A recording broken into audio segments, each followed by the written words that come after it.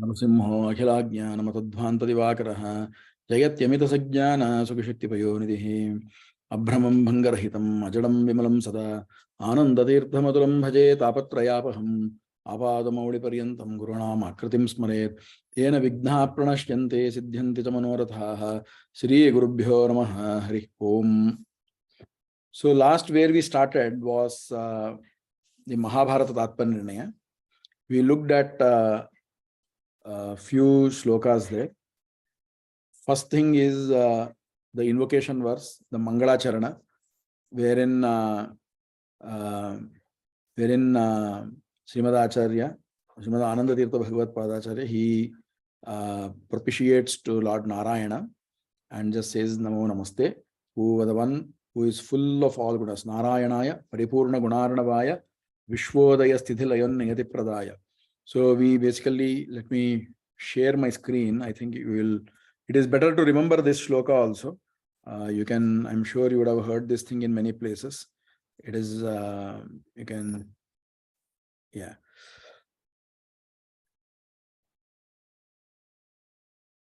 Yeah. Narayanaya Paripurna Gunarnavaya Vishwodaya Sthithilayan Niyati Pradaya Jnana Pradaya Vibudhasura Saukya Dukha Satkaranaya Vitataya Namo Namaste. This is the first shloka. He is the Acharya is basically praying to Lord Narayana. He doesn't express any reason for this propitiation, and that is because it is his nature to bow to Narayana all the time. And unlike us, who have a reason, who have a upadhi, okay, who has a, we like moksha, we like our own ananda. That is why we praise Vishnu. That is why we seek Vishnu. But in case of Rujus and some of these Ekanta Bhaktas, they praise or they bow down to, they think of Vishnu, the Parama Purusha, because that is their nature. And in fact, this comes in many places in Acharya's work. In one of the, I don't remember the work, it is, I think, Chandogya Upanishad Bhashya or Gita Tatparya. Anupadhi Priya Sadgunatmane, he says this. I like you without any reason. So, whereas our reason is that, we like moksha and Vishnu is moksha prada. He is the giver of that moksha. So, that distinction is very evident in his works. So, where the slightest opportunity that he uses, where Narayana or Krishna or Rama, they do their entry, he will put many adjectives, and then, because that is how he sees him all the time. So here he sees him as an ocean of complete, infinite virtues. Virtues are like Ananda, bliss, knowledge, radiance, strength, courage, then wisdom. All of these things are infinite. There are infinite such gunas, and each guna is infinite in him. Okay. His Ananda is also infinite. And it is so much Paripurna Gunarnava. There is basically no logical infinite which is more than this one. In case of, for example, the natural numbers also are infinite. Real numbers are also infinite. The real numbers infinitude is much greater magnitude than that of the natural numbers. When I say natural numbers, we are talking about 1, 2, 3 kind of thing. Real numbers is, 1.2, 1.3, and then all the other fractions in the middle also, right? Even some things which do not end also, they are also there. So the real number set is infinite. It has many more elements than natural numbers, this thing, though both are infinite. Similarly, but when it comes to Narayana's gunas or Rupa or Kriya, that is the biggest, the largest infinitude that is ever possible. Okay. And to such Narayana he prays. He is also the reason for the creation, sustenance, destruction, and of the entire universe, and also of the management. I mean, he is also for the elevation of the souls here. He is the one who is the whole reason. How does he elevate them? Unniyati, how does he do that? By Jnana Pradaya. That is one way to interpret this thing. There are many, many interpretations of this verse. I am trying to stick to what is the basic one, whatever appears to us when we read it. When you read Vajraja Swami's Tippani on this one, you will get many more details. Then he is also the person, Narayana is also the main reason for asuras to get dukkha, suras to get, sura as in devatas to get sukha, and basically where appropriate, he gives them the whatever is appropriate for them. And that is the meaning of vibhudhasura saukya dukkha satkaranaya. Instead of saying dukkha karanaya, he just said, he added an adjective called sat. Sat means good reason. It means that he will not do any mix-up.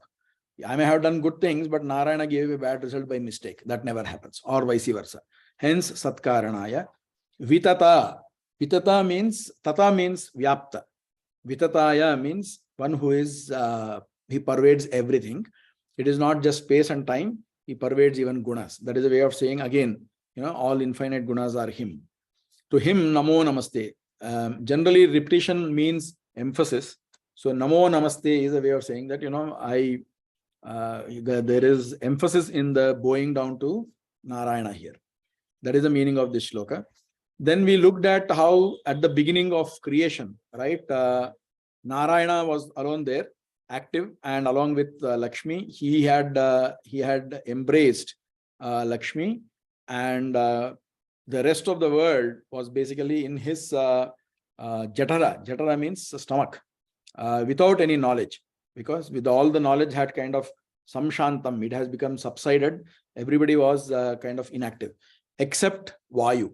Vayu is said to be. Are you able to hear me? Yes, we are able to hear. Yeah, you are very much audible. I just saw a message that says that you have been signed out or something like that. Okay. As long as you are able to hear me and recording is going, I'm fine with it. Yeah. So then, yeah, Narayana is basically the rest of the world is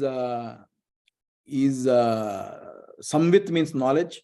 Samshantam means something which has, kind of settled, or, which is absent kind of thing. When there is a lot of mess, after the mess clears, you say Shamshantam. Basically, there is peace now. So generally, it is used in a negative sense also, in the sense that, something has been cleared or something like that. So when the knowledge has set in, which means that people are sleeping at that point of time, Paramatma alone is active. He has embraced Lakshmi, and not for getting some joy from her or from any other benefit. It is he swarataha. Rata means one who enjoys himself. Okay, he is not, his bliss, his ananda does not come from any other source. It is he himself. Despite that, he embraces Lakshmi to give her bliss. Okay, that is the meaning of the second one. Third one is, then he looks at, this is the beginning of creation. Tasyodarastha jagataha, though he is completely full of happiness. Look at this line here, this phrase here. Sat amanda sandra swananda tushta vapushopi.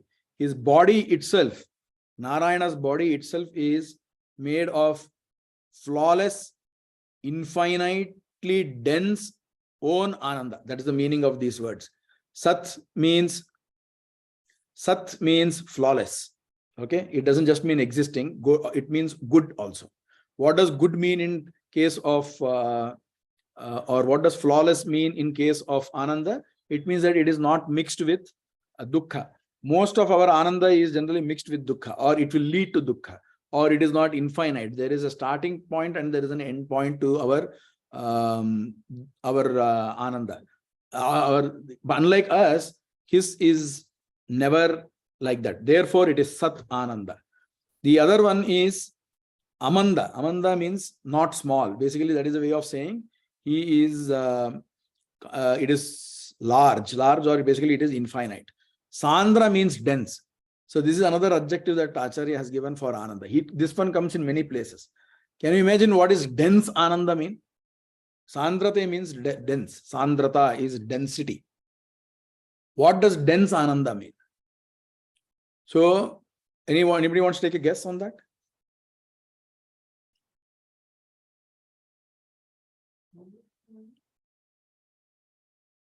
Hello? Are you able to hear me? Yeah, we are able to hear. So, Sandra means, see, basically it is like this, okay? In fact, in one of the other works, Acharya also refers like this. See, we can have a lot of ananda, but it is not intense. Okay? You can have continuity, you can have continuous ananda, but it is still not intense. So when you get suddenly, let's say some event happens and then you get an intense this thing, right? That intensity is constantly there in Vishnu's ananda. And it is that spike or whatever you call that, right? If there is no spike, but whatever positive thing that spike itself brings, that spike in your bliss brings, that Vishnu has it at all times. Okay. Is it called as the Niravadhika? Niravadhika means there is nothing which is greater than that. Okay. Okay. This one means Sandra means intense. Okay. Dense, that's what it means. Swananda is because it is own ananda. It is not like, I ate jalebi, that's why I am feeling happy, I am getting ananda types. It is not like that. It is his own ananda. There is no event that dictates the ananda in him. Okay. And the point is that, see, we have our body and we are there somewhere here and we are feeling that ananda. That is our case. But in Vishnu's case, his body itself is ananda. Okay, there is no difference between the content and the form when it comes to Vishnu. For us, content is what we have internally, form is what we have externally. In case of Lord, it is both all same. Okay, so of such a Lord, what does he do? What does he do? He says, for the benefit of my own people, right? For all these guys who can get moksha, let me create. Srujya Srushtav Ikshal, he just thought, okay, let me create. Iksha Babhuva, Iksha means that thought came. Then before that, then he says, okay, who are all the people that are there in my Jatara? So there are two primary types of people over there. One who are already liberated. So his Sharira has in the top of his stomach are the people who are already liberated in the previous Brahmakalpas. Okay, they are all Ananda Matra Vapushaha. Okay, and then there is a fresh batch of Muktas. Whoever got, I will just show this thing in one slide just now. Okay, to make this thing more elaborate, to make it clear. And then there is the people who are fresh batch of Muktas. They are also there. And that is Dhyanangatan that you can see in the next shloka. Then there are the two other types of people who are yet to get moksha. They are either, they are people who will always be in samsara, or they will be in tamas, or they are yet to get moksha. All those people are in the case, in deep slumber, sushupti. That is how they are at that point of time. So, and all three types of souls are there. Brahmadikan is the Devatas, Kaliparan is the Asuras, Manujan is the middle layer. Okay. So then he says, okay, now I want to do them good, right? I want to Nijashrita Janasya Sujja Sruštau. He said, Bhutyai Nijashrita Janasya. He wants to do good. He wants to make these Nijashrita Jana. Nijashrita Jana means people who are dependent on him, who seek refuge in him only. To such people, basically to all these Vaishnavas, for their good, what should I do? What should he do? He says, I will create. Okay. Basically, he says, I will create these guys and I will create all of them, and so that they get to their respective states, which is Sukha, Dukkha, and Madhya. So Sukha Samprapti is for Mukti Yogyas. Sukha Samprapti means final destination or final, whatever is obtained finally at the end of it, the final fruit. Okay. Or you can say it is the most beneficial thing for them for that particular soul. So Sukha Samprapti is for the Mukti Yogyas. Dukkha Samprapti is for the Tamo Yogyas. Madhya Samprapti is for the Nitya Samsaris. So as I told last time, some people hold that Nitya Samsaris do not have any separate moksha, whereas people like Vajaraja Swami and even Satyavrata Tirtharu, some of them, they accept that there is moksha for them also. If you look at the word Nitya Samsari, it obviously means that they will always be in samsara. There is nothing like moksha for them. But if you look at this particular phrase, right, Madhya Samprapti, it means that there will be some such thing for them also. So this is a point of controversy within the school. Controversy as in there are differences of opinions on this one, but it is not of any great significance beyond just a matter of academic interest. So first he set out thinking, I need to do good to people who seek refuge in me. And what is doing good to them is to give them a platform on which they will do their sadhana. And he also says, whatever I am creating, knowing this itself will do them good. Soyam vihara ihame tanubhrit svabhavas sambhutaye. For them, for their own thing to manifest, whatever I am doing is good for them. And not only them, not only these mukti yogyas, even for Lakshmi it is good. Okay, bhutya, this bhuti is Lakshmi. Even for her, it will do her good. It gives her the status of a mother. Okay, so that status also is given by Vishnu to him, her. So he thinks that, and then he comes as Vasudeva. Vasudeva, and the equivalent Rama Rupa is Maya. Okay, that is what is told in the. I need to go a little fast now. So Vasudeva, Maya, Sankarshana, and then Jaya, and then Pradyumna is Kriti, Aniruddha is Shanti. I'll show one quick screen on this one, slide on this. You are able to see this one? Yes, we can. Are you able to read it? Or do I need to put it in the slideshow mode? No, we can read it. Okay. So one is the Vasudeva. What is the main this thing? Nijamukti pada pradata. I will explain this one. Okay. He gives moksha. Okay. Vasudeva Rupa, wherever it is extolled, basically there is some link to moksha over there. The Vasudeva's wife's name. Okay. Lakshmi's form also comes out. It is called Maya. Okay. Then there is Sankarshana. I should have used Sankarshana is there. Sankarshana Rupa of Paramatma is meant for destruction. So this is all happening. See, there is no Brahmanda at this point of time. Okay. Samshanta Samvidam Akhilam Jhatade Nidhaya. All of Prakriti, everything is sitting within him. Okay. So after this, in the third Adhyaya, Acharya talks about how the rest of the Srishti happens. How the mixing of these elements like Sattva, Rajas, Tamas, how these things happen, and how the entire Brahmanda is created. If you people remember how it happened, how we covered it in Tattva Sankhya, right? There are different evolutes that keep coming, and then finally one Brahmanda is formed with the two shells, right? One which is golden and then another one which is silver, right? So you first have Avyakta Tattva, then from the Avyakta Tattva comes the Mahat Tattva. Mahat Tattva, you come to the Ahankara Tattva. Ahankara Tattva to the different Tanmatras, so on and so forth, right? And then Panchabhutas, and then finally Brahmanda. So there are almost like these 24 Avaranas, so to speak, right? Avarana means covering around the Brahmanda. So in fact, when the saying is that when Vamana lifted his leg and then when he touched the one end of Brahmanda, basically he put a small crack there, and whatever water tattva was there outside, that came in and then flowed through his legs. And that's what Brahmaji collected and then, put it on Shiva, and then that's what flows to us as Ganga. Okay.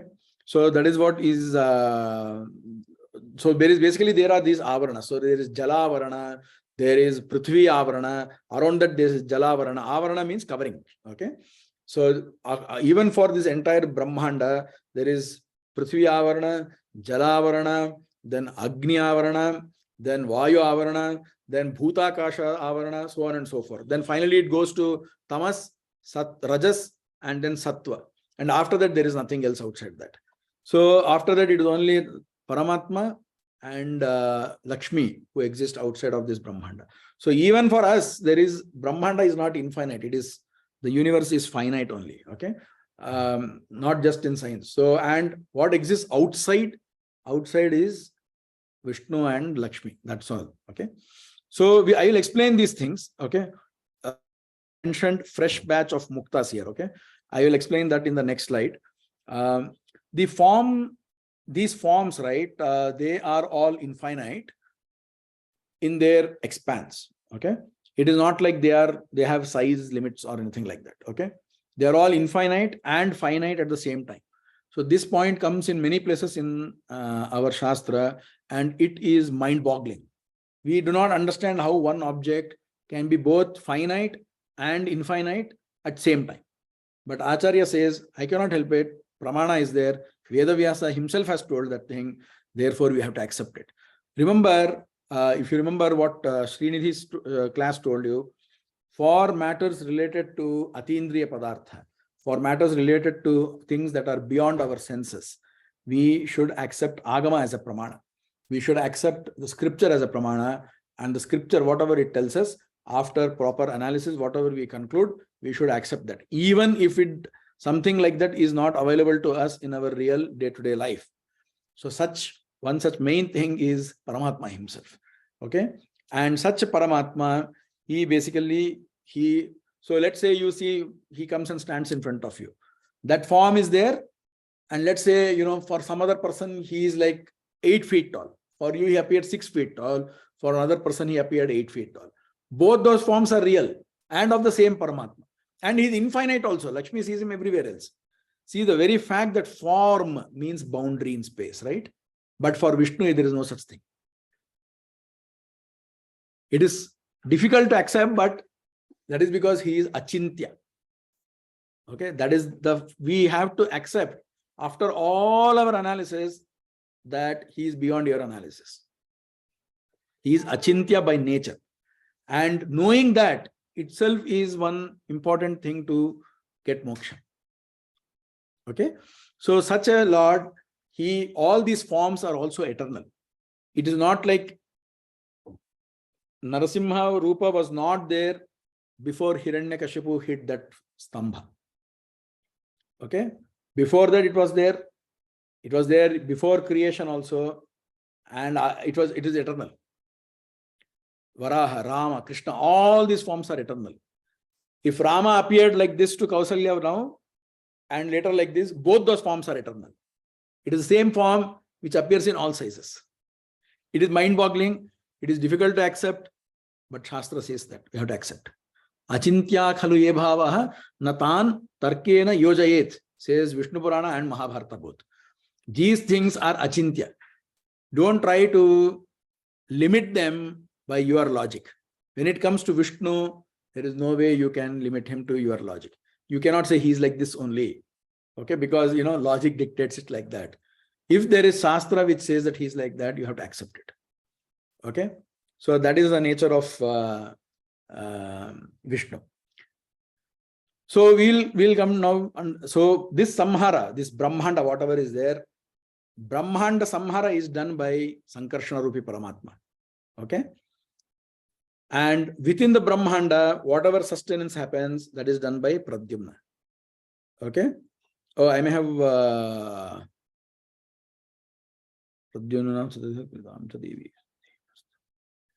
I think I have mistakenly put this one here. 1 minute. Give me a mistake. Sorry, this is a total mistake here. I should have put this one here. Aniruddha is meant for Sthiti and Pradyumna is meant for creation. Okay. Yeah. This is the situation here. Yeah. Okay. So these forms emanate from Mula Rupa Narayana. Okay. So Narayana was there and these forms are there. What are the characteristics of these forms? What are their colors? How do they look? All of that is detailed out in Tantra sarva-shastrartha-sangraha. When Seshagiri takes his classes, you will be able to get some of these things. Vasudeva is, what do you call? He's white, I think. Okay, very fair. Sankarshana is little reddish. Pradyumna is different. Aniruddha is different. Orange, and some of them are there. They hold different weapons and all those things. But I mean, those weapons are also his own form. So this is one more question that you may have, right? What is the Lord wearing? Is Lord wearing a dhoti in his form that is outside the Brahmanda? What do you think is the answer to that? Somewhere outside this Brahmanda, he's sitting there, right? What is the material by which of his cloth? He's wearing a dhoti there, right? What is the material made up of? He's only that. I think you have read some of. No, I have not read it, because if he's only everywhere, then its only thing is like how his anga and he are not different, then whatever he is wearing or weapons he is carrying also cannot be different from him. Very nice. So that is one line of one school of thought. I also subscribe to that. Some people say it is Lakshmi. Okay. So some people say it is Lakshmi alone who is there everywhere as his clothes, ornaments, like Kirita, Kaustubha, all these things. And some people say there is a third layer, which is he himself. Okay. And so there are three layers at least within the Brahmanda. One which is, devatas like Sudarshana, right? For example, Kama is there. He is the Abhimani Devata for the Chakra. Okay. He is called Sudarshana also. He is the Abhimani Devata for Chakra. Similarly, there is one Gada is there. Vayu is the, Abhimani for Gada. The Lord, one of the Rupas, it carries these arrows. Vayu is the Abhimani Devata for those arrows. So first level, there is one of these Devatas. Deeper than that is Lakshmi's form, which has basically morphed into that particular ornament or that particular weapon. The third one is Narayana himself. So some people say it is only the first two. Some people say there are actually three. Okay, so you need to know both these opinions that exist in our schools. But I mean, it makes more sense to say that it is the final layer is there and it is Narayana types. It is not just Lakshmi alone types. So yeah. Now, all these weapons and things like that, they will all be detailed later to you. Right now, let's look at their main activities. So Samharshana does the samhara of this entire Brahmand. Okay. So there are many events many types of samhara that happens. Okay. So if you look at the entire time scale, right, you have these 4 yugas, which are collectively called as Mahayuga. We will come to, I have not put a slide on this one because we will eventually talk about this when we go to Bhagavata. So you have the entire 4 yugas called as Mahayuga, and then many such yugas, right? Basically, you get one, Manvantara. Okay. And 71 such Mahayugas is basically one Manvantara. And 14 such Manvantaras basically become one day of Chaturmukha Brahmadev. Day as in, the morning time kind of thing. The equivalent of that is there an equal night time also for Brahma. So both of them put together is one Ahoratra.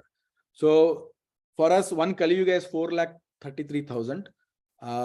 One Mahayuga will be almost like some 10 times that one. Okay, so it will be 43 lakh or it is 4 crores. I think it is 43 lakhs. It will come to that.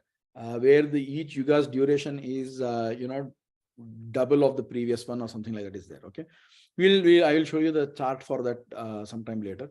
The main point is that so there is destruction and creation happening at many of these junctures also. So there is, for example, when one Manvantara is changing to another Manvantara, right? What does Manvantara means? The Manu changes. So the different deities come in, different devatas come in, and they take up certain celestial roles. For example, every Manvantara, the Manu changes.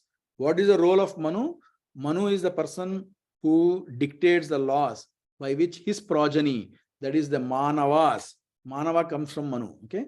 Manavas will abide by. So he says, you have to live by this Varanashrama Vyavastha. This is the meaning of a witness in case of a conflict. This is how you resolve a conflict. This is the punishment that needs to be given. All of that is dictated by Manu. And in one Manvantara, it is one Manu. In second Manvantara, somebody else will replace him. So right now we are in Vaivasvata Manvantara because Surya's putra called Vivaswan is the Manu right now. We are abiding by his rules right now. Okay. Similarly, Indra also changes. Indra is Deva Sabhadipati. Okay. So he is the one who presides over Deva Sabha. So it is like, you can say it is different governments that are changing. Okay. So the government is changing, the presiding officers change, and you get new set of people and they write down the laws. Both the executionary and the judiciary both are changing at that point of time. The only thing is that none of these things, there is samhara, there is no major deluge that happens at every time. For example, when So before the Vaivasvata Manvantara ended, there was this great deluge, right? Wherein Varaha Avatara came and all those things happened, right? Or Matsya Avatara happened, right? Before that, okay, it is not like there was nothing or anything like that, right? That deluge did not submerge everything. Or I mean, what I mean is it did not reduce everything to the original Prakriti the way it was. Some things were still left intact. The earth was also intact. Earth was not recreated or anything like that, right? So there are different events, right? You know, where you have different forms of deluge. Not everything means, not every pralaya means you go back to you take the matter back to its original form of sattva, rajas, tamas. Some of these intermediate stages also have deluge. Deluge means pralaya, wherein for example, I mean, the complete destruction is not happening. Yeah, that's the point I was trying to make. What Sankarshana does is complete destruction at the end of that Brahmakalpa. So what I told earlier, right, was 1 day of Brahma, right? The 71 into 14 Mahayugas, right? He becomes one Brahma's day. Equal amount is Brahma's night. Both put together is, let's say, we will call it Ahoratra. Okay. Now, 360 such Ahoratras becomes 1 year, and 100 such years become one Brahmakalpa. That is the age, or that is the duration for which one Chaturmukha Devaru comes there and then he ends it. Okay. So that is the reason why he doesn't take any birth in the middle. That is why he is called Aja, because he's almost, he is birthless, right? He doesn't have any other birth. Okay. He doesn't have avatar also. So Chaturmukha Brahmadevaru, he takes birth from Lord at that one point, and end of it is moksha. Nothing else. But it is a long one. That is a different point. So that is why he is also called Aja at times. He is also called Aja because Vishnu has one name called A. The word means Parabrahma. Iti Brahma is the name of his one Shruti. So one who is born from that is Aja. Okay, just like Drupadaja. Draupadi is called Drupadaja. Okay, or Indraja, one who is born out of Indra. The Ja suffix means born out of. So Aja means born out of like that.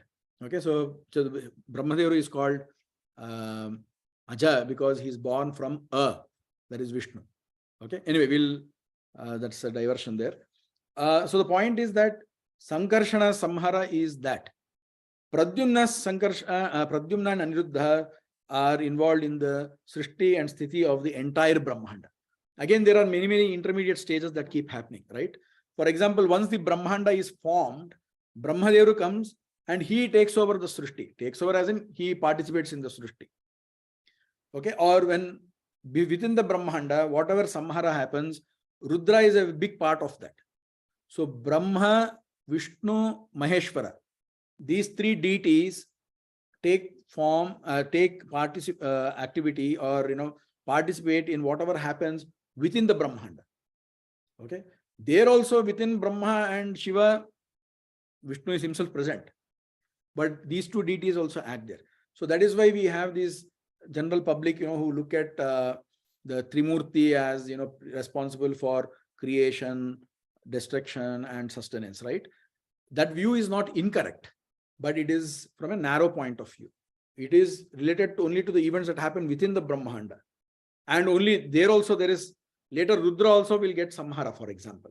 Rudra also will be killed. That will be done by Brahmadev. And later Brahma himself will be killed by Narsimha. All those things are excluded when people say Brahma is responsible for creation, Vishnu is responsible for Sthiti, Rudra is responsible for Laya. That part is a narrow one. It is not incorrect, it is narrow. But when you take the entire Brahmanda, pre-Brahmanda, it is these Lord Narayana, these rupas like Pradyumna that creates. And during the Brahmanda is there, Sthiti is handled by Aniruddha. And when, when Samhara happens, Sankarshana comes in. So I hope you are able to relate, how there are different types of Samhara or destruction that are happening and how they can be different deities. So this theory does not, we are not trying to, rather, it does not contradict whatever is the popular opinion around, Brahma, Vishnu, Maheshwara. This is in line with how the Shruti is. Okay? Shruti itself says this thing. Asadva idamagra asit. Okay? Tata asatas sadajayata. Asat means in general non-existence. Okay? The Taittiriya Shruti, I am not sure if you people have heard about that, right? I mean, if you look at the superficial meaning, it is fun actually. So it says non-existence existed at the beginning. Asadva idamagra asit. Okay? Then asataha sad ajayata. Existence came out of, or the real came out of the unreal. It doesn't make any sense at all. And Madhvas generally use this Shruti to impress upon others that you should not read Shrutis as is. Okay, you will land into all these logical quagmires. Therefore, there is an inner meaning that you have to seek. And to tell you that, to indicate that you have these different kind of Shrutis, which don't make sense on the surface at least.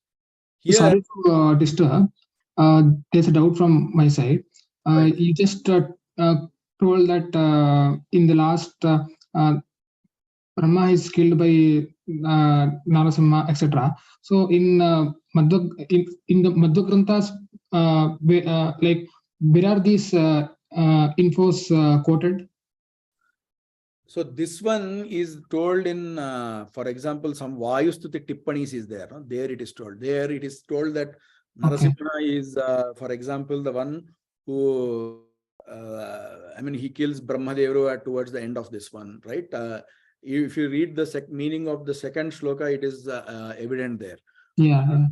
Okay. And it is also told in Mahabharata Tatparya Nirnaya in the same thing, right? In I think somewhere around 22nd or 23rd, this thing, when they are describing Gandiva, they tell that Brahma uses Gandiva to do samhara of the entire universe. Okay. So those references are given. Okay. Are these also quoted in the 18 Puranas? Yeah, they are. This is there in Padma Purana. Okay. Padma Purana Uttarakhanda describes how Narasimha does nartana after killing all these people. He dances with, the skulls of Brahma and Rudra and all those things. That description is there in Padma Purana Uttarakhanda. Okay. Okay. And yeah. And Pancharatra Granthas also have these things. Okay. Then yeah. So let me go back to this. Are you able to hear me? Because looks like I'm logged out of Zoom. But we are able to hear you. We are able to hear you clearly. That is good news. I mean, Zoom also gives some miracles once in a while. I think this Pancharatra in that Mantra Rajapada Stotram also, that is, I think Shiva is the one who is praying and explaining the meaning of that Ugram Viram, each one of those words. Right. That's right. Let me go back to my Mahabharata Tatparya Nirnaya. Okay, so basically what this one says, these four forms of the Lord come and then, they enjoy themselves for how long? For Sharadam Sahasram, for 1,000 years, 1,000 divine years, they didn't do anything. Basically, they just enjoy. And basically, they are preparing the things for the next one. Okay. Now what happens? Pradyumna gives all these jivas to Aniruddha. Okay. And for Aniruddha, see, the Nirdehakansa Bhagavan Aniruddha Nama Jivan Swakarma Sahitan Udare Niveshya. So he takes those jivas who do not have any deha, okay, and then he gives them deha. Okay, that's what Chakreta Deha Sahitan Kramashaha Swayambhu Prana Atma Sesha Garudaisha Mukhan Samagran. We will come to this one. Because this will not be understood without that, okay? Without these slides over here. Before we understand this, right? These One things. Small doubt I have. Which is the very frequently used tippani or vyakhyana for Tatparya Nirnaya of Acharyas? So Janardana Bhattiya is what Janardana Bhatta is a scholar who lived in around like 18th or 17th century. I'm not too sure when. I'm And his one is generally preferred because it is very easy. easy to understand. Okay. Yeah, that's the And, same thing that we also use for Pramana Paddhati also. Like the frequently used one is also yeah. Chandrapaddhati. Yeah, I mean, see, I mean, at the end of it, but when you want to get little more conceptually, you want to understand what is happening over there, then Vajraja Swami is for example, some of the verses, right? There is one shloka in the 9th chapter that comes, right? Where Vajraja Swami is the only commentator who goes deeper there, and then he tells you what are the different types of ritis that are available. Okay, so there, in fact, one of the other commentators, he says, for this particular portion, look at Vajrajiya. Okay. Vedanga Tirtha, he refers to Vajra Tirtha's this one and says that look at that one. I'm not Vedanga Tirtha. Varadaraja Tirtha, he says look at Vajra Tirtha's commentary kind of thing. So in my in fact there is one which is published by Vishwamadhva Mahaparishat in Bangalore, right? Yeah. It has some 10-14 kind of commentaries. Okay. There is one unnamed commentary by Ramacharya. Mm-hmm. Okay, it is not popular, but the amount of the number of pramanas he gives, the kind of compilation he has done is mind-boggling. It is very good. Okay, it is not popular, but if you are interested this about this from a pramana point of view, you should read that one. Okay. Thank you. It is very good actually, and I was myself quite amazed at saying that he has. Otherwise, I was trying to figure out where these things are. Some of these things are mentioned in Aitreya Bhasha, some in Brihadaranyaka Bhashya, but he has actually pulled all those things together and in a very, very nice manner. Okay. And in general, I kind of think that Raghavendra Swami's this thing is good, at least for Pramana Paddhati and all those things. Yes. Wherever you fall, he will kind of catch your hand and pull you up. Okay, so 100%. we'll come back to this topic now. Yeah. So this is what happens before Brahmanda. So what is this moksha to fresh batch of muktas mean? Okay. So I have put some random slide here. Okay. Random because I'm sure there are better, depictions that are possible, more artistic and, something that can help you understand better. But let's look at this, right? So this is Pralaya, let's say, okay. This is the pre-portion and this is the post portion. Do you want me to put this thing on slideshow? Is it? No, it is principle enough. No, it's okay. Yeah, it's very clear now. Okay. So basically there are 3 forms of the Lord here. Okay. Fresh batch of the muktas and Vayu. So and please see my photo, my hand also. The thing is that at every pralaya, when every srishti happens, right? For every srishti sthiti, one cycle, some souls will get liberated. All souls do not get liberated. Some of them will have incomplete sadhana. Okay. If their potential, see, that is the main idea of why we are still here, because we have not fulfilled our potential. We have not yavanna purtihi sadhana. That's what Acharya says in the same in Mahabharata Tatparya Nirnaya it comes. So we will be in srishti till we finish our sadhana, which is basically to fulfill our complete potential. Till then we will be here. Okay. So at the end of every Brahma Kalpa, which is what he's here. Okay. I am talking about the second vertical line that you see is the end of Brahma Kalpa. So before that, what happens? All these people, right? The fresh batch of muktas, and they have linga deha bhanga. Okay. I will talk about linga deha in next slide. Okay. There are some terms that you will need to understand. We will come to this slide again after I go through all of them. Okay.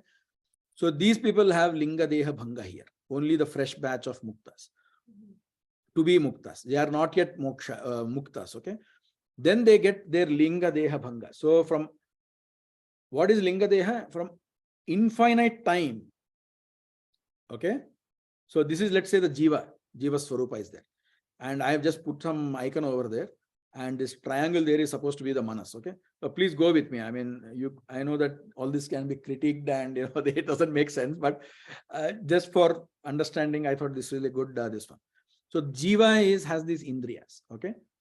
The Jiva also has eyes, legs and all those things. Okay, people say they do not, but that is not correct. There are Vedic verses like, Akshanvantah Karnavantaha. Okay, all these things are there, which talk about muktas also having these indriyas.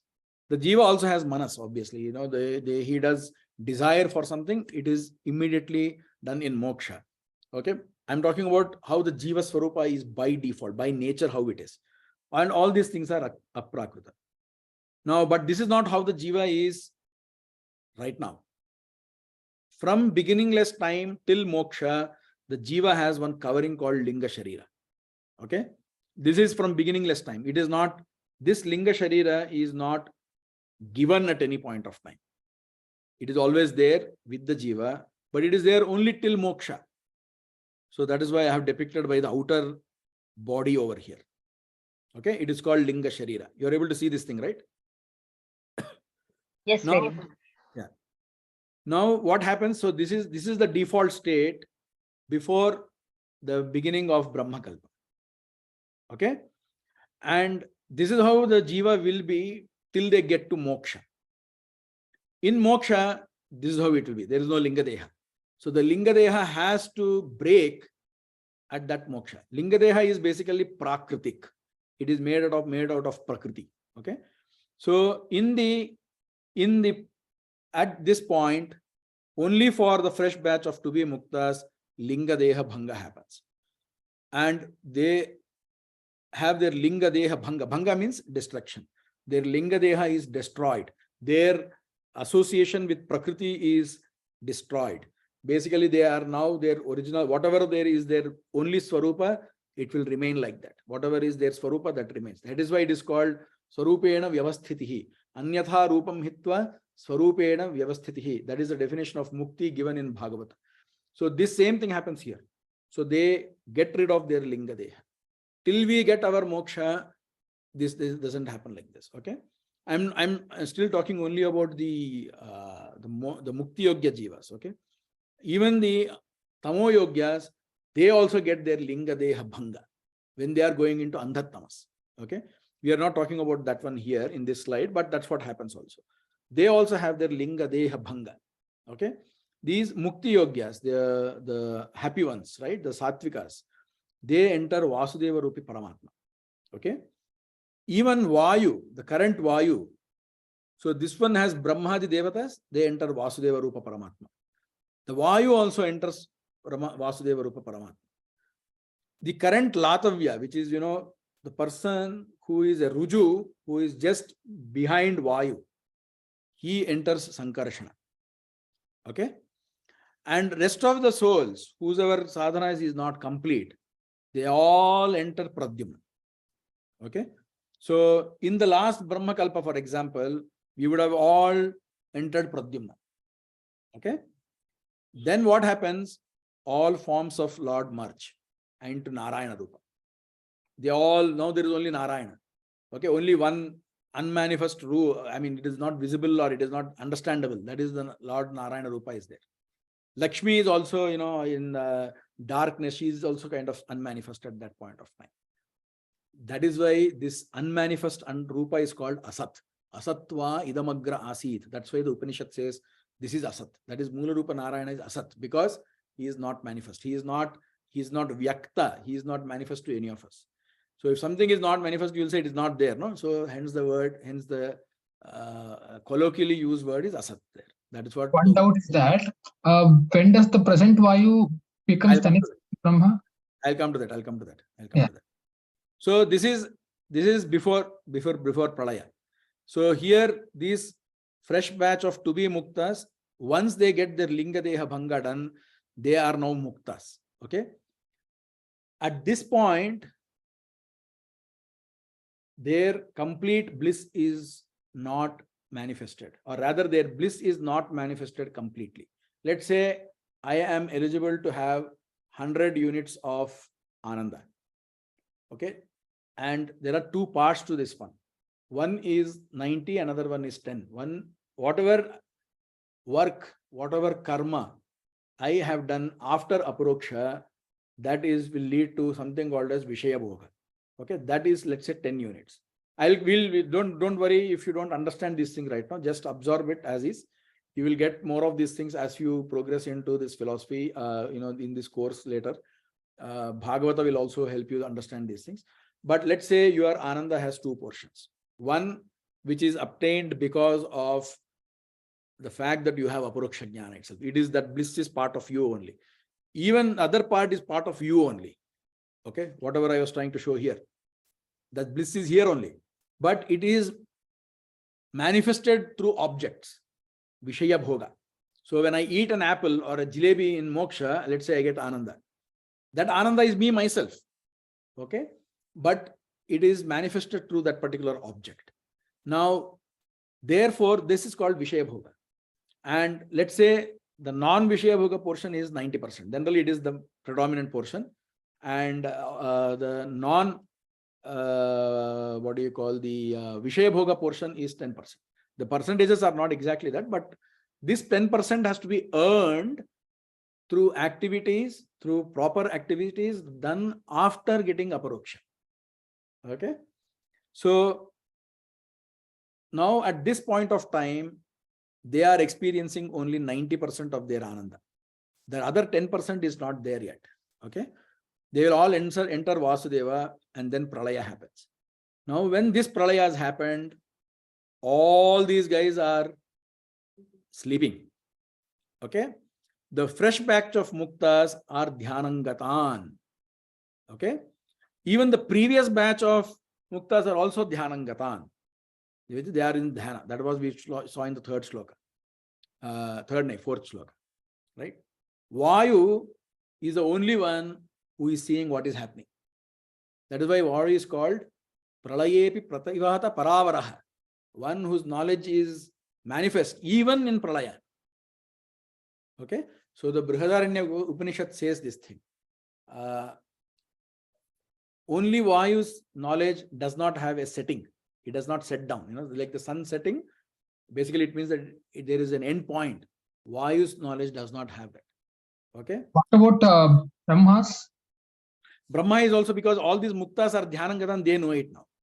But among the Amuktas, only Vayu and some people say other Rujus also, they are aware of what is happening over there. The rest of us cannot manage seeing the Lord's Pralaya activity. It is beyond our capability.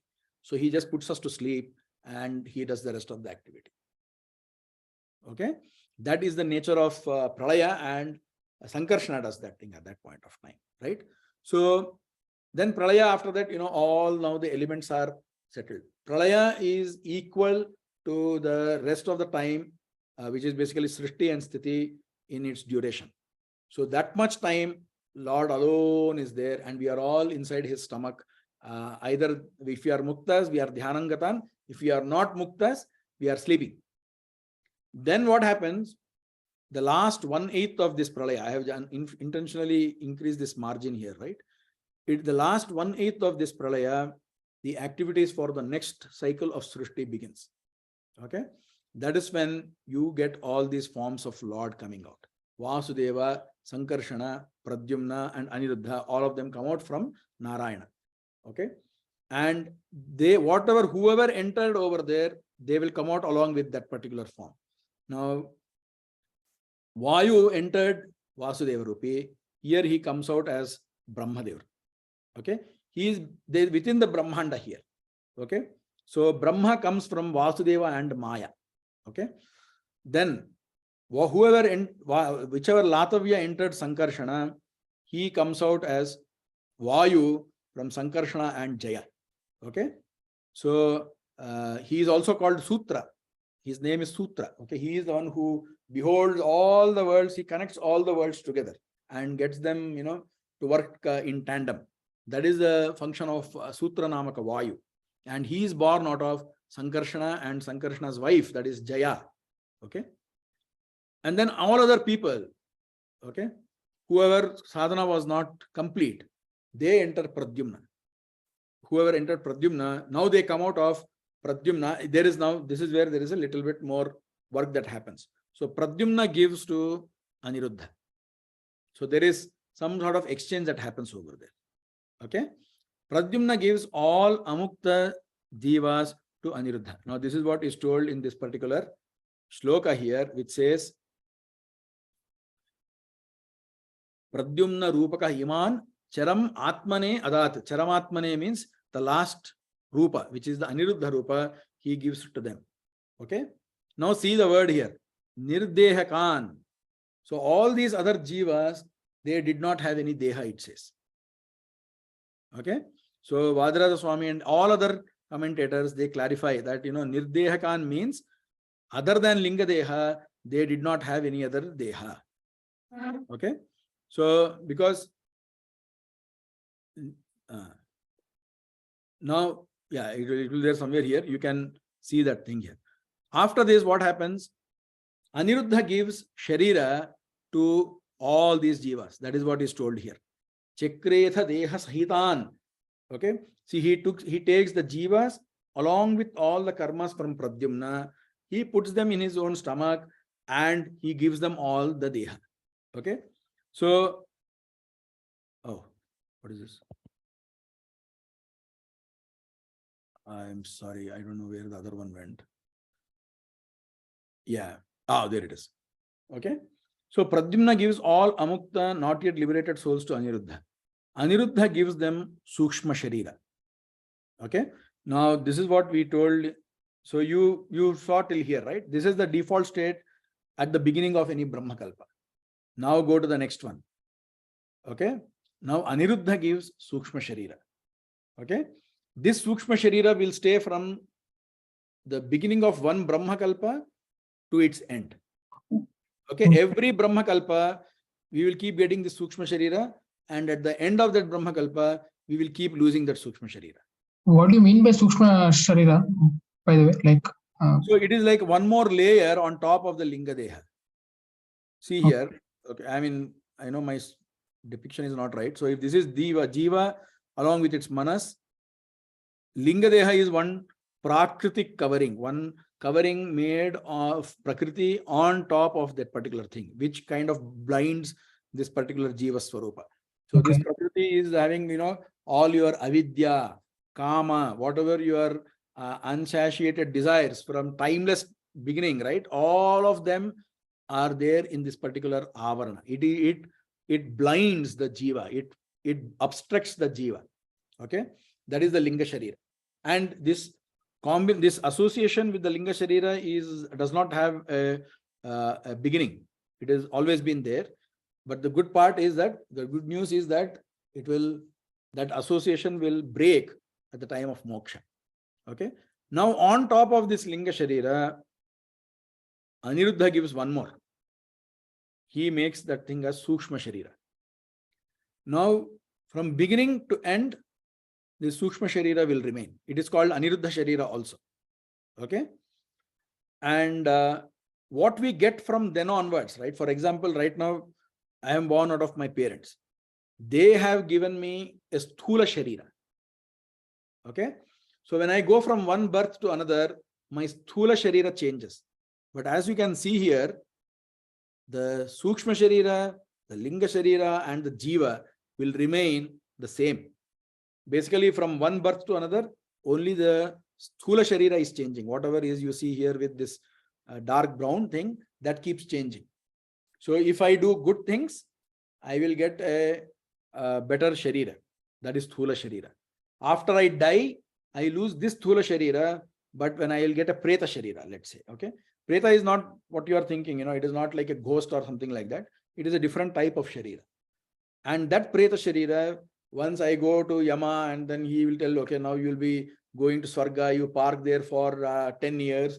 And after that, during all of that time, I am having a different type of Sthula Sharira only.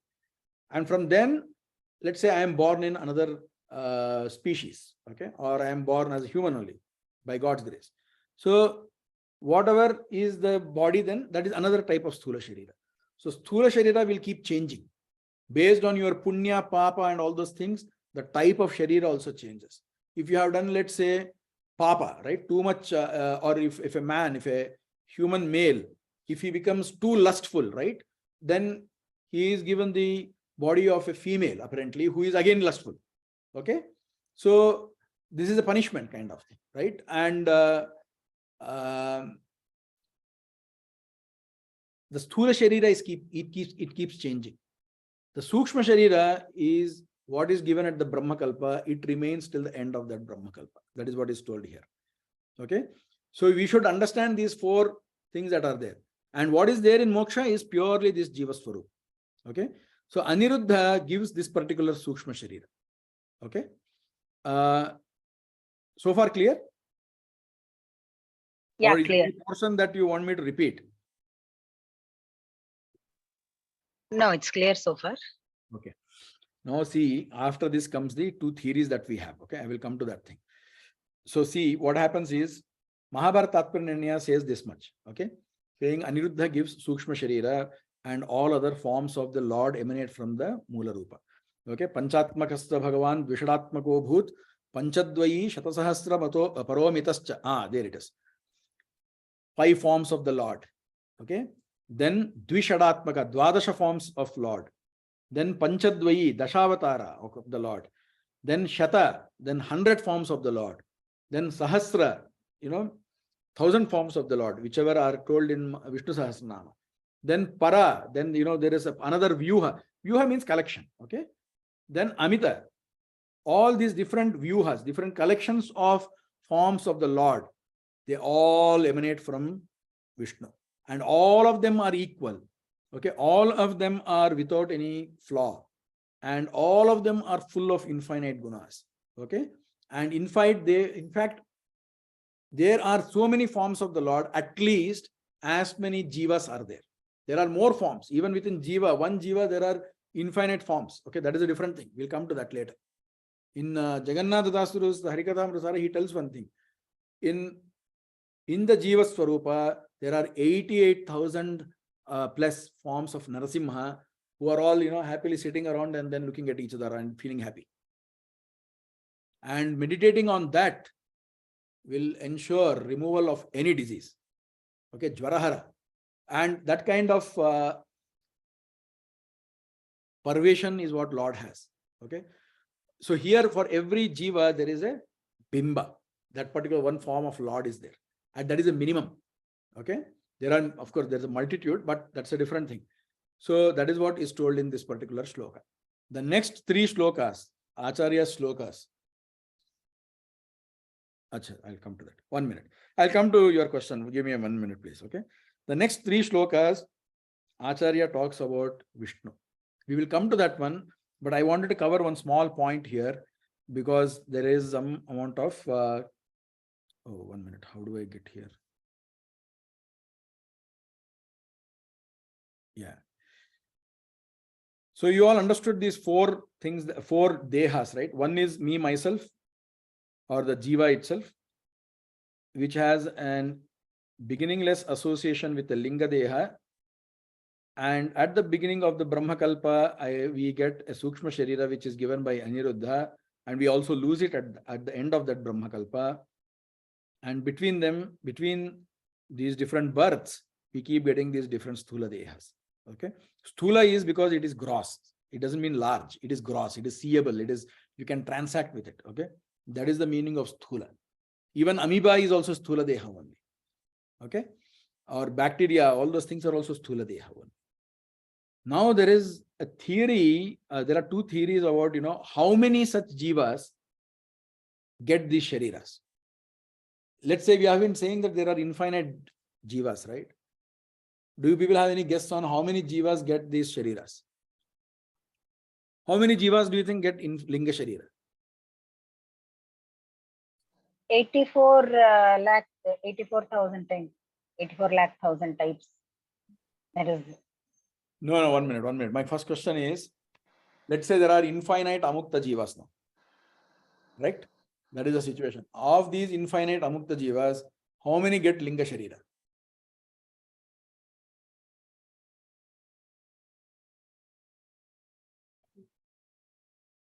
How many get? All will get amukta. All will get linga shariras.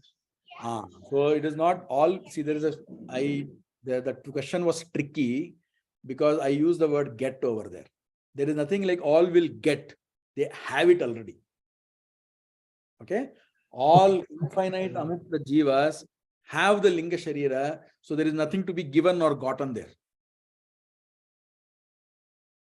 Okay? Okay, I understood. understand. Sorry, what is it? Is there a question? No, just said that I understood now. Next. I thought some other voice was there. Anyway, so the other thing is, how many will get Sukshma Sharira? Do all infinite jivas get Sukshma Sharira? Or do all infinite, for example, are all the infinite amukta jivas, non-liberated jivas, are they there on this, in this Brahmanda right now? Is the question. So there are two answers to that in our theory, okay? So one is, I'll come to the last one first actually, okay?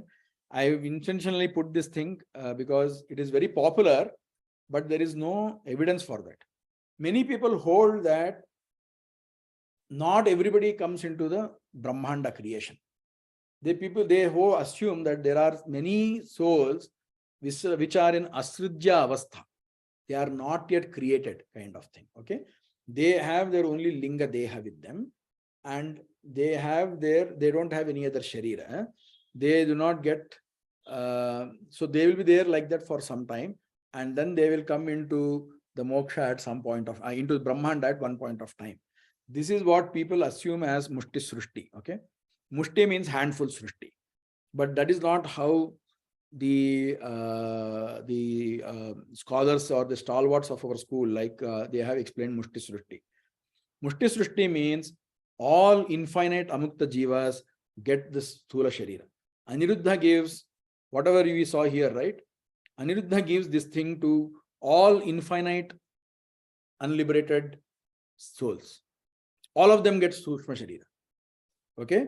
But only some will get Sthula Sharira. Okay? This is Mushti Srushti. Other opinion is Sarva Srushti. It means that all of them will get Sukshma Sharira and all of them will also get Sthula Sharira.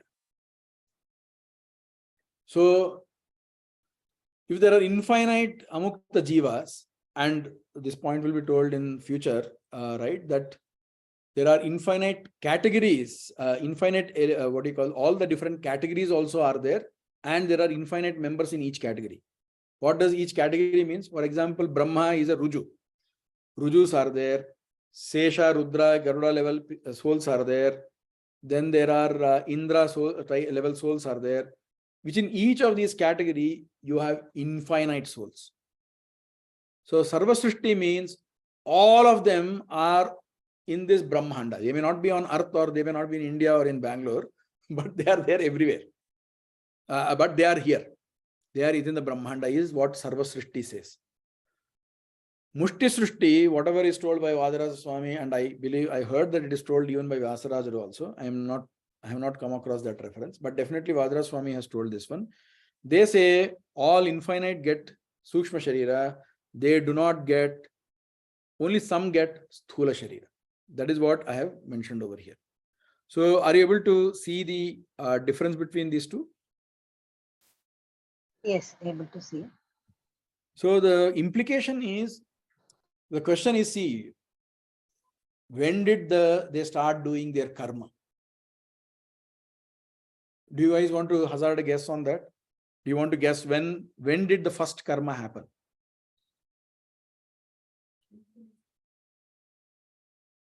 Anybody wants to take a guess? When did the first karma happen?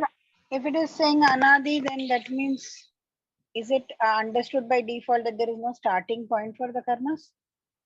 But see, the Deha is coming at one point of time, no? So there can be potentially a starting point, no? But if it is happening since time immemorial, then how will we know the start? Yeah, that's what I wanted you to get across. So even if during Pralaya, there is no karma that is happening. But after the Srishti, right, when the Srishti happens, even if I get Sukshma Sharira, because I am getting all Sukshma Sharira, karma is happening. And based on that karma, we get to decide as to, the Lord gets to decide what should be the first Sthula Sharira that is given. That is according to this theory. Okay. Oh, karma is happening with that Sukshma Sharira. Yeah, Can that's you what just this theory elaborate says. on that? That's what this theory says. This theory says that karma can happen with Sukshma Sharira also. This theory says that karma happens anyway, everybody is getting Sthula Sharira. So everybody is anyway getting accruing karma based on their this thing. And the Lord will say, okay, at this point of time, now I will push this guy up and then ensure that by end of this Brahmakalpa, he will get liberated. Somewhere I heard this theory, I don't remember where, that the jivas or inherently have some ichas. So even if those ichas have not come into action because they didn't get sharira, even then that is considered as like a future potential karma. How far is that viewpoint true or not? I don't know. It is not there like that. A karma is basically, what manasika kriya. Okay, people who who have only the Sukshma Sharira, they do this manasika kriya. If they have some desire which is not come manifest or which is not fulfilled, that doesn't count as karma. But all these jivas, all these amukta jivas, Okay. they get Sukshma Sharira. So one Brahmakalpa starts, they get Sukshma Sharira. Then that Brahmakalpa ends, they lose that Sukshma Sharira. They would have accrued some karma, they would have amassed some karma in that time. Then again the next Brahmakalpa, then again the next Brahmakalpa. Somewhere they would have accrued enough for the Lord to say, now I will give Sthula Sharira to this guy. In fact, for Lord, the entire sequence is like already there. He has already determined there is no beginning point to his determination or sankalpa, right? This jiva will get moksha at this time. Okay. It is according to his will and determination that things are happening. So he will say this jiva will get a sthula sharira, the first sthula sharira at this point of time. That is according to Mushti Srishti. According to Sarva Srishti, everybody has been getting sthula sharira also, and therefore they are accruing karma through that. The problem here is that if there are infinite Brahmas who are having sthula sharira, it does not explain why one has to lead the other. Why should there be one Brahma and then one who is behind him, who is Vayu, or one who is behind him, who is Latavya? It is difficult to explain. It is also explicable. It is not like there is no explanation for that, but it is little, difficult to accept. That's the only thing over there. Okay. The other one, it is little straightforward. Since it is Sukshma Sharira, they keep doing little work. They are not doing the same amount of work as in sadhana. So once it accrues to a particular threshold, once it crosses that threshold, they will get a Sthula Sharira. This is what Vadra Swami has written there. And with that, these two theories, I hope it is clear now on what these two theories are. There are many people who keep using this one. Okay, you're able to see the one which I have kind of grayed out, right? Please don't go with that. That doesn't have any evidence. Okay, people who read Shodashi and other things like that, they think that Vishnu Tirtharu is talking about this kind of theory, but no, he is also not talking like that. There are some people who say that, in Harikathamrasar also you will find the mention of this term called Asridhyavastha. Asridhya is basically lack of Sthula Sharira only. It does not mean without any Sharira or with only Linga Deha. No, that is not what is meant over there. Okay. With that said, now let's come back to. Just a moment. So with the Sukshma Sharira also, that transaction in the world is possible. Is that the meaning of that? Or we definitely need a Sthula Sharira? It's not like that. Transaction, see, for example, I cannot take bath and all those things with Sukshma Sharira. I need a Sthula Sharira. Okay, but there is some amount of, I can consume air. Vayavyaharadina, he says this thing, okay, in okay. Swaposhaka Vayavyaharadina truptaha purva karmanusarena swasvayogya karmani cha kurvate. Basically, in those Sukshma Shariras, by accepting, they subsist on air, and then they try to do their activities, is what they say. Okay. Okay, so for all the worldly transactions, you need Sthula Sharira. Okay, understood. Can you just reiterate again what Sharira or Jiva in Mukti? So all these things are whatever we saw. This is the original Jiva Swarupa, let's say. Okay. So it is all aprakrita. Prakrita means made of prakriti. Okay.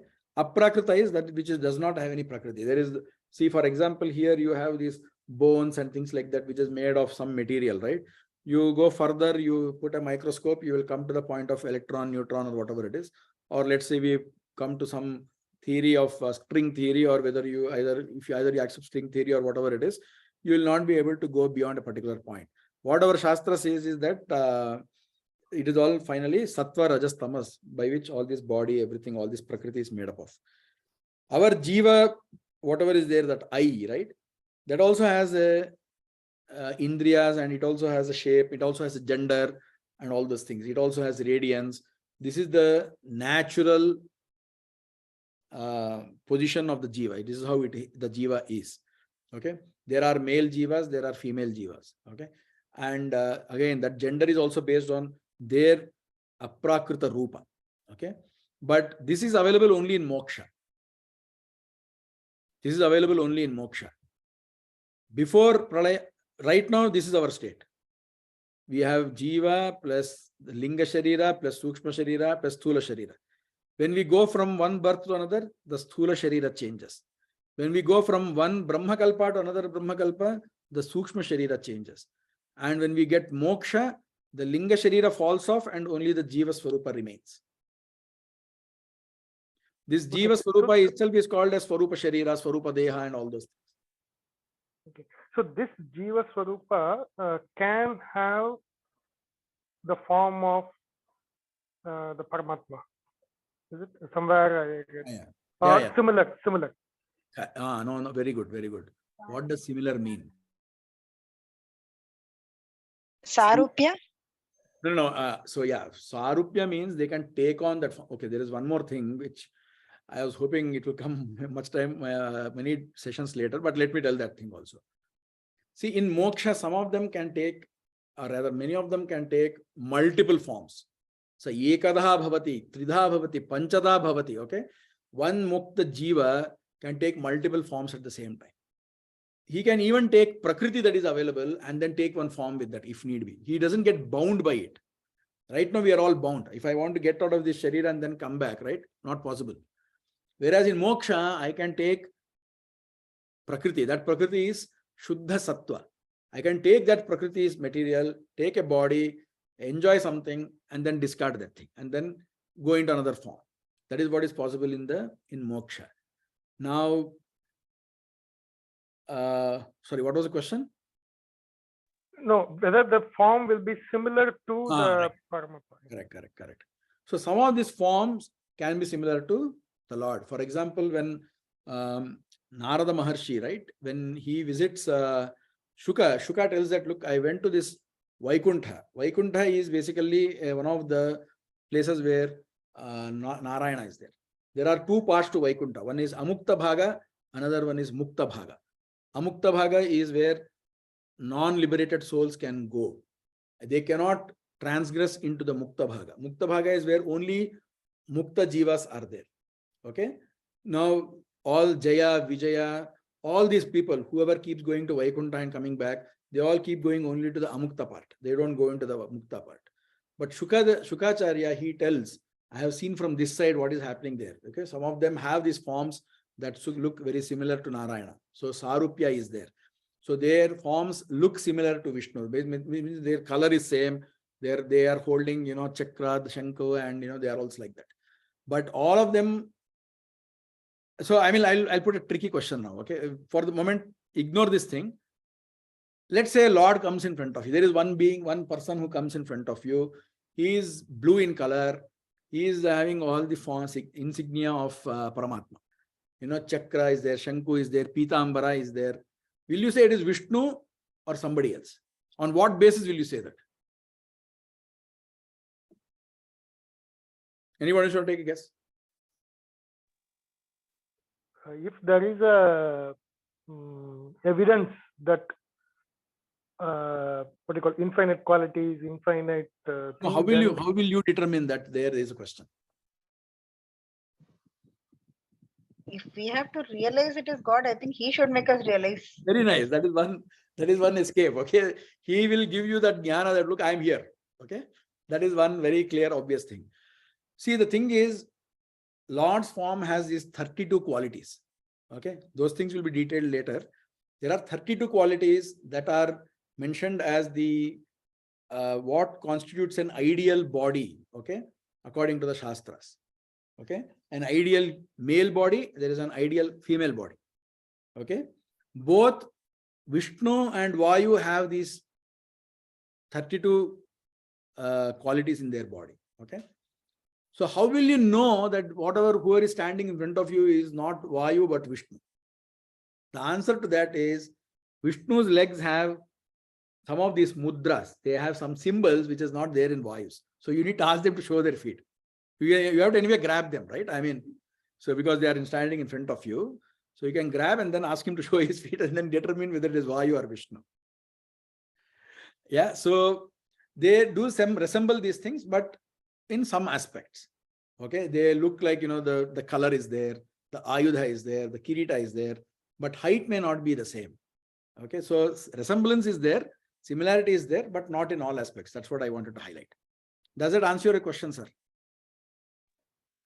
Yeah, so there will be some difference, but more or less it will be similar form. Yes, it is. But again, the same thing. Yeah, Jiva's form only. Okay. Some of these Jivas, they have two forms also. By default. Garuda is there. One is that, the eagle form. Another one is regular Purushakara also. Acharya mentions this in Aitreya Bhashya. And he roams around in moksha with both of them. Similarly with Sesha also. It's not that always he is in that serpent form. In fact, he doesn't have any business in moksha there. I mean, what do you call it? He does sit, he becomes the talpa or in the bed in Anantasana and other places. Right? That's what Arjuna gets to see later. But in Vaikuntha, Rama herself is the bed on which Vishnu and Rama are sitting. Okay, this is all detailed in Chandogya Upanishad, by the way. Okay. Okay. Yeah. Any other questions? 1 minute. I thought I saw one question there. Mohanji is asking, what is the Sukshma Sharira made up of? Does it have any resemblance or performance like Sthula Sharira? The first part is a difficult question and a nice question actually, which is that, what is it made up of? So, see the creation of these jivas, right, or giving of these shariras to the jivas happens in parallel with the evolution of the matter, right? Mahat Tattva, Ahankara Tattva, so on and so forth. That is not told in Mahabharata Tatparya Nirnaya. It comes in Bhagavata. Okay, when we come there, we can have a look at it. But so some of the early evolutes, okay, early whatever Brahmandas, this thing is given, they are used to create this Sukshma Sharira. It does not have any resemblance with the Sthula Sharira. I cannot say that, but there is no mapping. It doesn't have to be that there is resemblance or there is no resemblance. We cannot say that thing. Okay, Sthula Sharira will keep changing based on my karma and all those things. Sukshma will remain like that only. That's what I was trying to tell earlier. I hope that clarifies, Mohanji. Yeah? Acharya, I have a question. Yeah. In slide number 9, when you explained the two theories, in the first Mushti Srushti theory, since you mentioned some handful jivas get Sthula Sharira, but if all Amukta jivas have Sukshma Sharira also, then how come they are, only some are getting Sthula Sharira. That's what your question is. Yes, some are getting Sthula Sharira and then they need to get karma. Okay, let me answer your question in the slide itself. Okay.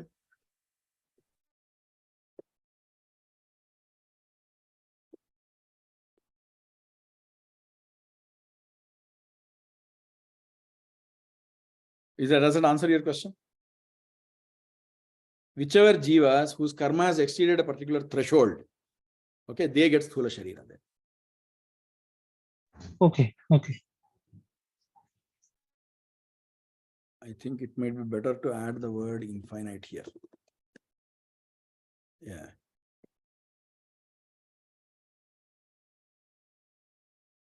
Right? Any other questions? Yeah, one question. So, Yeah. we are saying that at the time of Srishti, all infinite amukta jivas get Sukshma Sharira. But all of them don't go to moksha at the end of whatever that Brahma. Yeah. Before going to moksha, you have to get Sthula Sharira. Correct. Hmm. Right. So only some are getting this Sthula Sharira and doing the sadhana and going to moksha. Correct. So at the time of Pralaya, their Sukshma Sharira continues. No, I told no, till the end of that Brahma Kalpa. So if you go here, so the question here, I don't know whether how many of you are able to hear. The question is, when do they lose their Sukshma Sharira? Does it continue or does it not continue? Types. So at this point of time, right, when they are getting into Pralaya, they lose their Sukshma Sharira also. So that again here Sukshma Sharira is given. So Lingadeha Bhanga happens for the Muktas. Okay. And Sukshma Sharira Bhanga happens for the Amuktas. That's what it is. Is it clear now? But the karma continues. Karma continues. Karma is it sticks to the Linga Deha. Avidya, karma, kama. These things stick to the Linga Deha.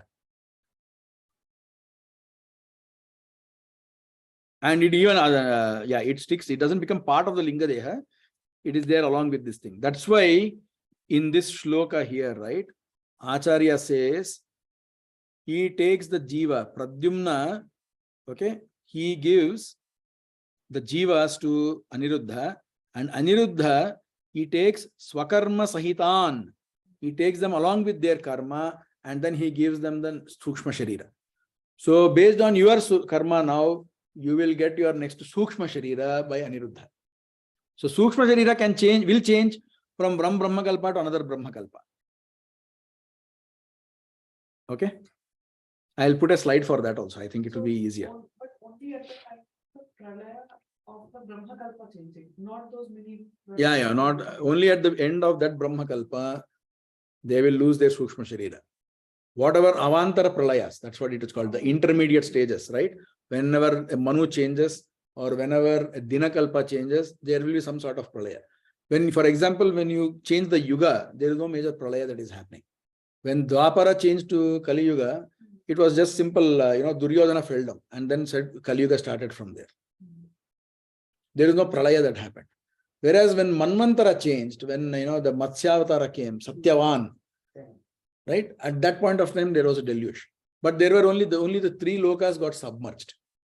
In Dinakalpa, when one day of Brahma ends, all the 14 lokas get submerged then. But again, they are not going back to the original Prakriti form. That happens only at the end of Brahma Kalpa. Yeah, so but even in these Avantara prayers, they are also tough enough. So can Sukshma Shariras, they are sleeping? They are sleeping or they are in different lokas and things like that. Or Avantara Pralayas. I think we will end this session today because tomorrow's thing or the next one is wonderful description of Paramatma. The main, in fact, I use these 3 shlokas, regularly during my Aarti because this describes Vishnu for us and it is essential to know him, right? In this particular way because that is what he truly is. And let's have a fresh start to it in the next class. With that, I will stop here. Oh, 1 minute. Does Sukshma Sharira have Prarabdha Karma? So see, Prarabdha Karma is there only for the Jiva actually, right? I mean, Sukshma Sharira, all these Shariras, they carry the Karma forward. That's all. It is not like the Sharira has Prarabdha Karma. Sharira is just a carrier. It is just a container where the Jiva is sitting. They are all attached to that particular. Any karma is getting attached to the jiva only. Okay. And the word prarabdha is something that we have to discuss. We will talk about that in a different session. That needs more. We will take another half an hour just to talk about the karma part there. Let's do it in the next session or some other time. Okay. Is that okay, Akshay ji? Okay. Thank you, Acharya. All right. All right then. Where can we find? Okay, I will try to upload and give it to you, Chalpati Rao. I was also trying to search, but I found it somewhere. I forgot. I will upload it and then I will give it to you. I have an older version, okay, but it is not. See here. I have an older version here. One is of 1891, and so on and so forth. Ramatattva Prakashini and all these things are there. But let me try to get you the actual one. It is there somewhere. I don't know where it is, and it is somehow I have missed it. I will find out and then let you know. Okay. Thank you. All right, sir. Okay. Madhvesha Krishnarpnamastu. Akshayam karma yasmin pare swarpitam prakshayam yanti dukkhani annamataha aksharo yojaras sarvadevamrataha kukshigam yasya vishvam sadajadikam prinayamo vasudevam devata mandala khandamandanam anena yathamati yathashakti kinchit pradina asman guruvantarita bhavan bharatiram mukhya pranantarita lakshmi narayana priyatam prito varado bhavatu. Madhvesha Krishnarpnamastu. Namaskara. Namaskara.